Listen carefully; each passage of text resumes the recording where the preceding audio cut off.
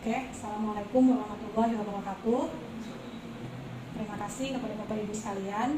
Untuk hari ini saya akan menyampaikan tentang kebijakan pengupahan sesuai dengan Peraturan Pemerintah Nomor 36 Tahun 2021 tentang pengupahan.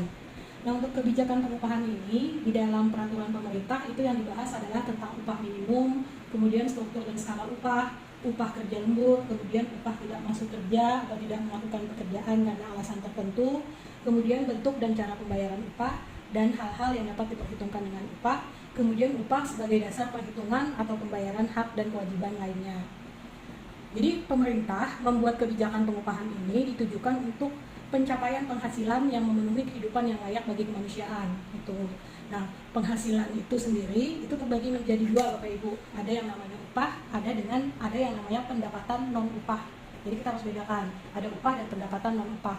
Nah, untuk upah yang termasuk upah itu kalau di slip gaji ya, itu hanya ada upah tanpa tunjangan, upah pokok biasanya, kemudian upah pokok dengan tunjangan tetap, upah pokok dengan tunjangan tetap dan tunjangan tidak tetap, kemudian upah pokok dengan tunjangan tidak tetap. Bedanya tunjangan tetap dan tunjangan tidak tetap, tunjangan tetap itu adalah tunjangan yang tidak dipengaruhi kehadiran. Sedangkan kalau tunjangan tidak tetap, itu tunjangan yang dipengaruhi oleh kehadiran. Contoh misalnya tunjangan tetap itu misalnya tunjangan jabatan. Tunjangan jabatan itu Ibu Putri misalnya sakit, itu tetap dapat segitu setiap bulan kan. Nah, sedangkan tunjangan tidak tetap itu contohnya misalnya uang makan. Misalnya uang makan, uang transport, itu misalnya pada saat tidak masuk atau ada keperluan lain, itu tidak dapat dipotong. Nah, jadi nggak sama jumlahnya setiap bulan. Nah, itu yang namanya tunjangan tidak tetap. Jadi upah itu cuma ada 3 itu. Sedangkan non upah itu ada THR, tunjangan hari raya keagamaan, ada insentif, ada bonus, ada uang penggantian fasilitas kerja, kemudian uang servis pada usaha tertentu. Jadi kalau bonus, insentif, tunjangan hari raya itu bukan termasuk komponen upah, Pak. Makanya nanti di perhitungan, misalnya perhitungan pesangon dan perhitungan dasar upah lembur dan lainnya itu tidak dimasukkan, karena itu bukan upah pendapatan, tetapi dia bukan upah. Oke, lanjut lah. Nah, ini kalau untuk upah tadi, jadi kan ada komponen upah dengan tunjangan. Nah, upah pokoknya itu harus 75% minimal dari total upah dan tunjangan tetap. Jadi kalau misalnya kantor menerapkan upah pokok saja, itu gampang tinggal lihat upah pokoknya ya. Tapi kalau ada upah pokok dan tunjangan tetap, maka upah pokoknya minimal harus 75% dari upah pokok plus tunjangan tetap. Terus kalau ada upah pokok, tunjangan tetap dan tunjangan tidak tetap, itu upah pokok juga jumlahnya harus 75% dari upah pokok plus tunjangan tetap.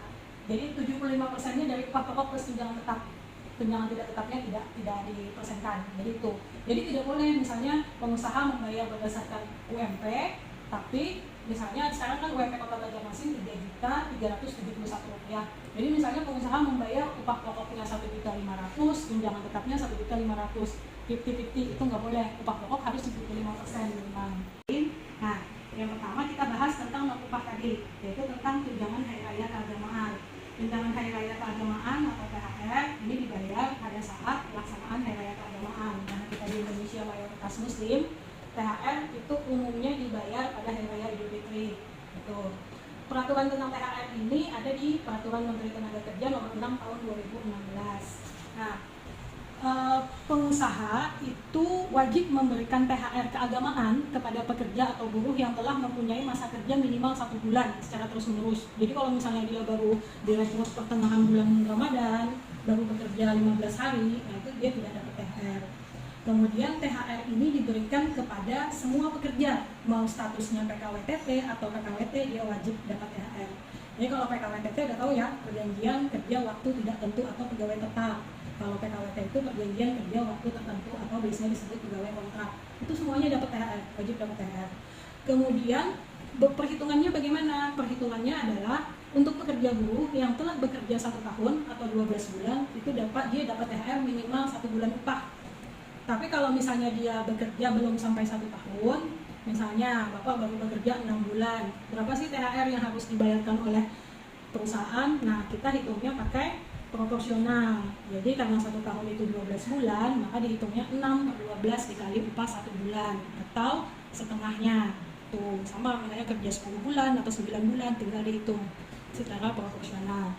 Nah, THR ini wajib dibayarkan oleh pengusaha maksimal 7 hari, harus dibayarkan paling lambat 7 hari sebelum Hari Raya Keagamaan. Jadi nggak boleh 5 hari atau 3 hari, paling lama 7 hari. Sebelum 7 hari boleh silahkan, tapi sebelum 7 hari harus sudah dibayarkan. Itu. Jadi kalau Hari Raya yang misal tanggal 27, tanggal 20 harus sudah dibayar THR-nya. Nah, Bapak Ibu kan juga sebagai HRD. Terus juga kalau ada pekerja dengan status pegawai tetap atau PKWTT, terus dia di PHK sebelum hari raya, tapi PHK-nya itu sebelum 30 hari. Jadi sebelum hari raya itu maksimal 30 hari sebelum hari raya, maka dia masih dapat THR.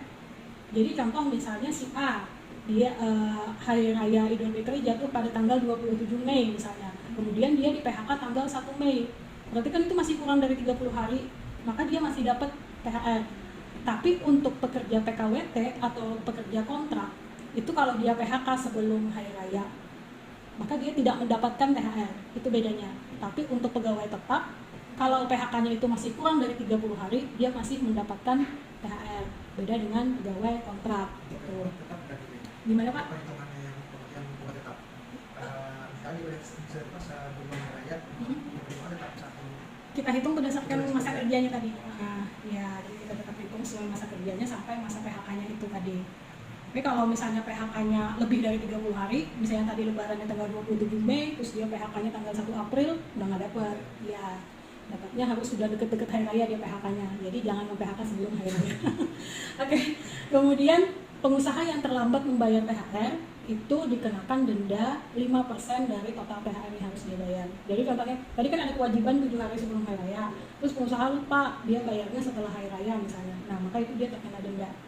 Tuh, pengusaha yang tidak membayar THR kepada pekerja buruh ini dikenakan sanksi administratif.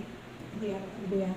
Ini untuk tunjangan hari raya keagamaan. Nah, kemudian yang saya jelaskan ini adalah tentang upah minimum.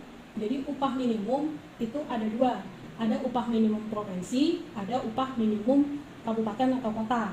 Nah, untuk tahun 2022, kita di Provinsi Kalimantan Selatan, itu upah minimum provinsinya 2.906.473,32 sen rupiah. Jadi sekitar 2.900.000 sekian.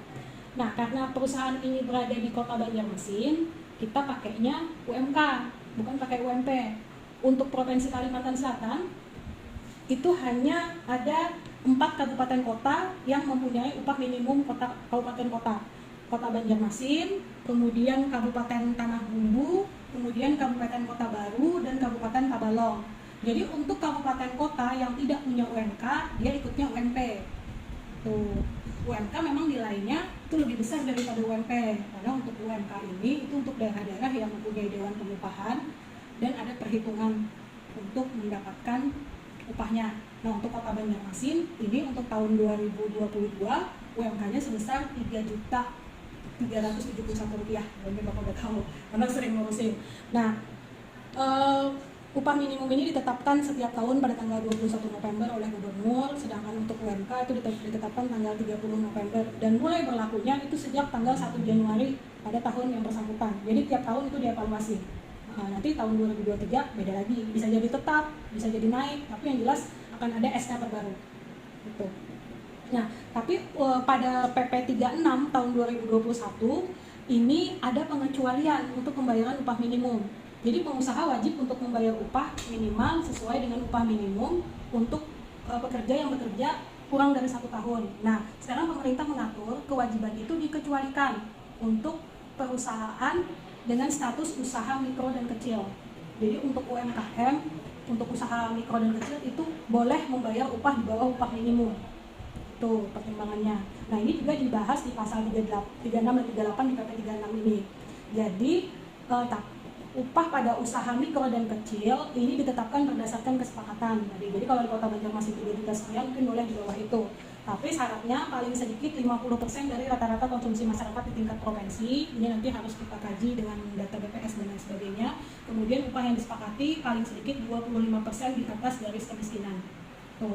Nah, usaha mikro dan usaha kecil itu yang bagaimana? Usaha kecil, usaha mikro dan usaha kecil itu adalah usaha yang mempertimbangkan faktor sebagai berikut. Yang pertama, dia pakai sumber daya tradisional. Jadi contohnya misalnya kalau dia produksi, dia pakai alat-alat produksi yang masih tradisional dan tidak bergerak pada usaha berteknologi tinggi dan tidak padat modal.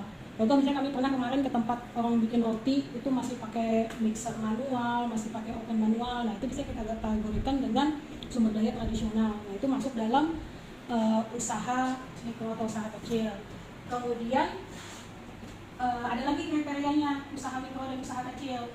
Yang pertama, untuk usaha mikro itu dia mempunyai modal usaha paling banyak 1 miliar, tidak termasuk tanah dan bangunan tempat usaha. Kemudian usaha kecil itu modalnya lebih dari 1 miliar dan paling banyak 5 miliar.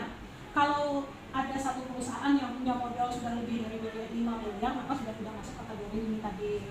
Kemudian kategori penjualan, omsetnya. Usaha mikro itu memiliki hasil penjualan tahunan paling banyak 2 miliar. Sedangkan usaha kecil memiliki hasil penjualan tahunan lebih dari 2 miliar sampai dengan paling banyak 15 miliar. Nah, kalau perusahaan tidak termasuk pada kriteria ini, maka dia wajib membayar upah sesuai UMK atau UMP tadi. Tapi ini untuk yang usaha mikro dan kecil ini tadi ada pengecualian yang dikecualikan oleh pemerintah. Karena juga pemerintah melihat kemampuan pengusaha